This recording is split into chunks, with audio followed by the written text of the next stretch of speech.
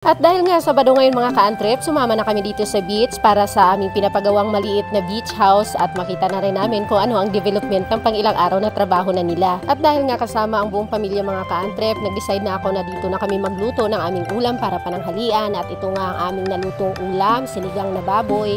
Karning baboy na pala mga ka-antrip at ang tagal namin itong naluto mga ka-antrip dahil nga ang lakas ng hangin at ang aming uling ay medyo nga may nangihina natin. Hindi ito yung kagaya na ibang mga uling na maganda ang dingas ng apoy. Ito nga pagluluto ko dito mga ka-antrip ay may kasama na rin itong family picnic. Ang saya ng mga bata dahil nga nakikita na nila ang development ng aming maliit na beach house na pinapagawa dito at sobrang excited sila para mag-overnight na rin. At syempre para mas masaya mga ka-antrip, kasama na rin namin ang aking mga apo sa pamangkin at ang kanilang mga pinsan. So banding-banding talaga sila habang kami naman ay masaya nagkukwentuhan tungkol nga sa dinadanas nilang kaba kapag sila ay nasa ibabaw o nasa taas po ng ginagawang bahay dahil sa sobrang lakas ng hangin ay para bang sila'y niyayanig at nanginginig na rin ang tuhod. Hindi na rin nga ako nagtataka mga ka-antrep dahil ang chief engineer nga po dito ay 75 years old at ang second engineer naman ay 40s na at ang third engineer naman ay malapit na rin magwarintahin. Kaya hindi nakakapagtaka kung nararamdaman nila yung kulba may tuhod, kurog may heart,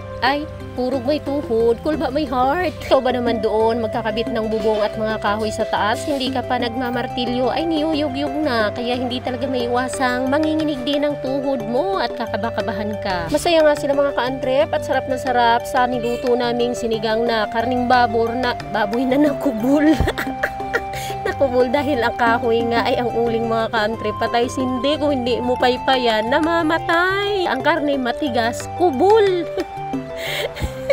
Nadaan na lang po yan sa paglaga talaga na halos umabot ng 3 oras. Awa ng Diyos, lampas na alas 12, mag-alauna na bago pa kami nakapananghalian. Matagal na naming pangarap mga ka-antrip na magkaroon ng sariling beach house. Kaya lang noon hindi talaga ma-afford dahil nga sa sobrang dami ng gastusin, sabay-sabay talaga. Pero ngayong 2025 ay feeling ko ito na talagang binigay ni Lord sa amin. Regalo kumbaga. Hindi nga ako mahilig maligo ng dagat mga ka-antrip, pero itong mga anak ko, ewan ko ba, itong mag-aama, ang hilig-hilig nilang maligo ng dagat. Siguro nga nagmana sa tatay nila, mangingisda kasi, kaya siguro sila feeling nila gusto maging sirinat yung tumira ng dagat. Kung pwede nga lang at pwede daw sa kanila, gusto nila every other day pumupunta ng dagat para maglangoy-langoy. Kaya naman sobrang pabor talaga sa kanila ang pagkakaroon namin ng beach house dito kasi gustong-gusto nila na pagising daw nila sa umaga nasa beach na sila at bago sila matulog ay galing din sila sa beach.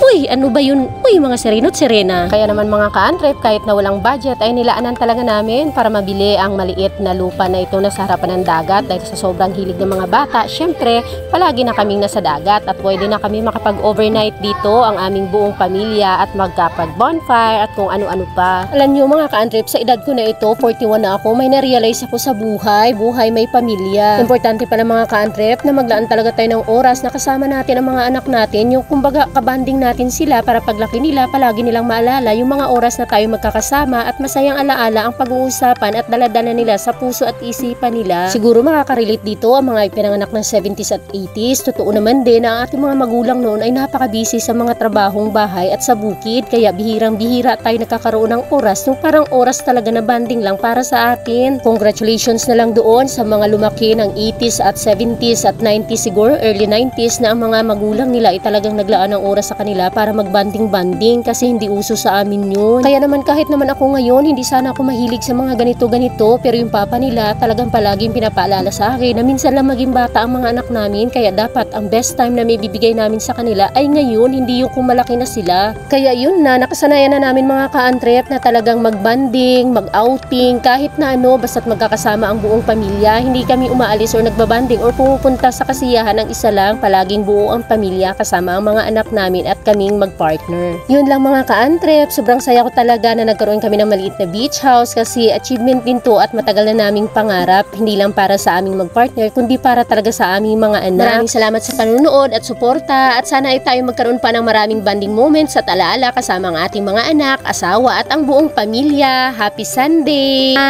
Thank you po. Please share this video.